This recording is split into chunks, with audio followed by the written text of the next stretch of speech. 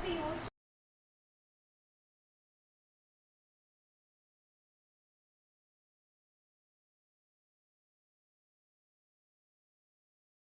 In the year 1972, in Bell Laboratories of AT and T Labs, the C program is mainly developed to operating the Unix operating system.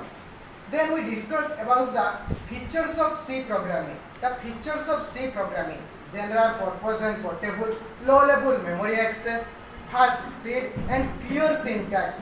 These features are suitable for C programming to develop an operating system. Many years later, many of languages are directly or indirectly depend upon C programming. When a person can learn C programming, then it could learn every modern language, no doubt. Thanks a lot. Thank you. We also think that what is the computer? Computer is an electronic device which is used to process data